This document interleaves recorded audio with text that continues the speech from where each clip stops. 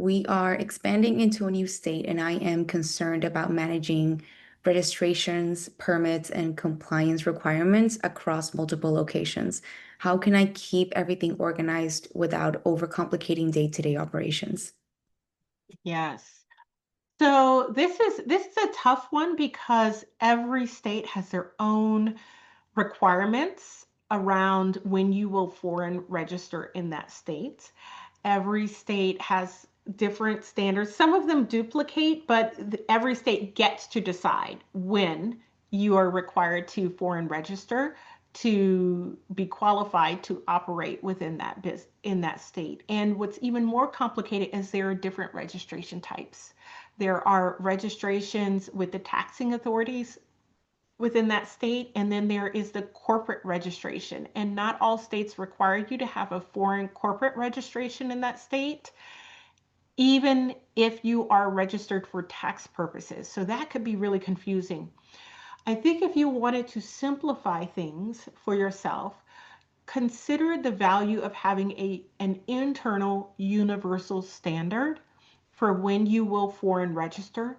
That means you are making it easy to make the decision because you've got a policy, right? So an example policy that I've seen some clients use are they will say anytime we do a tax registration in a particular state, because we're required to register for tax reasons, we will always do a foreign corporate registration in that state, even if it's not required, right? Because at some point you'll have to say, well, how do I know if I need a foreign register? And then you have to go through the inquiry, the research into it, and maybe you get legal counsel on it. But if you had a uniform policy, that could help alleviate things for you. The flip side of having a uniform policy you might have is that you might be registering in more states than you need to. And the question is, what is the risk for you? If you're already registered for tax purposes, there's probably not a huge risk for you, but you may want to think about it and decide if that does present a risk for you. Like I said, we have a lot of clients where they make this a policy for themselves because they don't find that it's a huge risk for themselves to register for foreign corporate purposes if they are registering for tax purposes. So that's the first thing that you have to do is understanding the two different registration types and how do you make it easy to decide when you will register in each. You want to know those thresholds and you want to maybe implement some policies to make it easier to make decisions. But once you establish your thresholds, right, you know what to look out for. And if there is someone in your business who is positioned to see that thing that you'll always look out for, then that makes it easy to ensure compliance. So let me give you an example.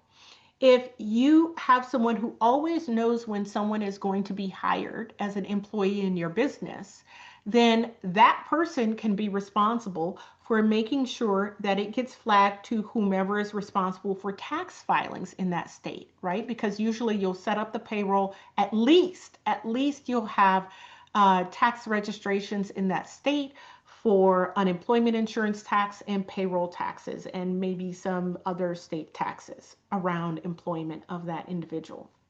So you know that those tax registrations will happen. Since that person is already in that position to know this, it might be their responsibility to flag to the CFO or accounting side whether there needs to be income tax filings in that state as well for the business, right? So that makes it easy because the person who's already positioned to know it and to act on it and is already somewhat involved in it just now needs to flag to another part of your business whether income tax filings are required.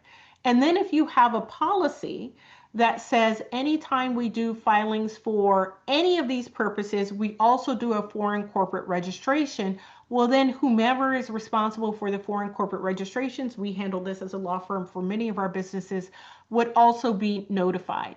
So that's one way of making it easy so that you're not out of compliance. How do you maintain all of these foreign registrations and over time? Because almost every state will require a renewal, either on a 1 year, 2 year, or 3 year basis. depending upon which state you're in and how you did your last renewal. I tell people a system should be established first before you use software, okay?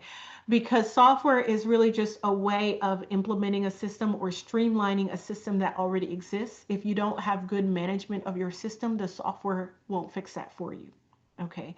So your system could be that every year the deadlines for that year are confirmed on a certain date, right? Or by a certain date. So maybe by December 15th, before your business breaks for the annual holidays, the deadlines for the next year are confirmed across all states, and it is shared with the person who does the hiring, the person who does the tax filings, right? So all of that information is compiled, put together, shared, so that people can confirm or flag issues. Maybe someone offboarded as an employee and there's no longer a need to do tax registrations in that state. And so now you are going to relinquish your foreign filing in that state. So that is one mechanism. Another mechanism is that there is just a recurring appointment in a calendar and one person who is responsible for all of those foreign corporate registrations. That's what we do for a lot of our clients. But again, having a system across all of the relevant departments will make a huge difference on whether you have full compliance by everyone. So the answer to that question is it is a system. That's the first thing, is that you're capable of developing a system that makes it easy for the business. Avoiding it and saying, I don't want to deal with this, does not make it easy. That's what a lot of people do. If they feel like that something is distracting and hard and difficult in their business, they avoid it. What you want is to create a system, make sure that all of the key stakeholders are involved, and make sure that you're calibrating the system in a way that works for your business. So you heard me reference the holidays, right? Maybe you don't have holidays at that time, or maybe you already have a nice period during the year, every single year that happens during the year where you think, you know what, that's a good time to put this check of our next deadlines, because we're already going to be doing this other work the same time every year around the same year. For example, we have a lot of nonprofit clients where their fiscal year end is June 30th as opposed to December 31st. So they have that influences when they do all of their planning and budget and their once a year activities around that fiscal year end. So that may shift your timeline, or you may have something else going on in your business from a seasonal perspective that makes sense to shift when that annual check is going to occur. So the main thing is establish a system, involve key stakeholders, and what you may not have realized, but that I put in there, is you've got multiple opportunities to check. So there's when you first register, and then there's an annual check to confirm deadlines with the key stakeholders who play a role in determining registrations. You might even have another way of checking in there too, right? And then you can layer in software on top of that. There's a lot of software out there that will help you manage your registrations all in one place. You could also just have a really good Excel spreadsheet for this. And if you're good at Microsoft tools, you might have an Excel spreadsheet with Power Automate in there, something like that. So I would say think about how your business operates and what sort of system works for your business, then look to the software tools. And if there's one final piece of advice I would give around this is delegate to people who have a natural aptitude for the skills that they will need to perform it competently. And they also have to be people who want to do it. I oftentimes see people delegate to individuals where they don't want to do that work. And you're facing an uphill battle, right?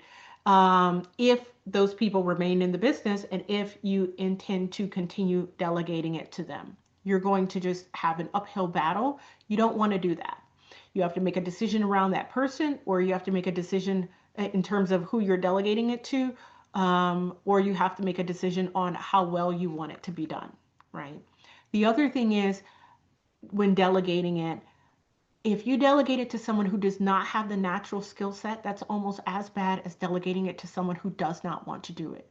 So it's not enough that someone is good at doing something. They have to be willing and want to do it well for your business for this particular task. So in that regard, you could have a great system, you could have your stakeholders involved, but if your system is being delegated to someone who doesn't want to do it, or who is not really good with, you know, for the skills that they need for this type of thing, then you're going to run into trouble, right? And that's not a function of it being hard. That's in who is chosen to be the person primarily responsible for running this.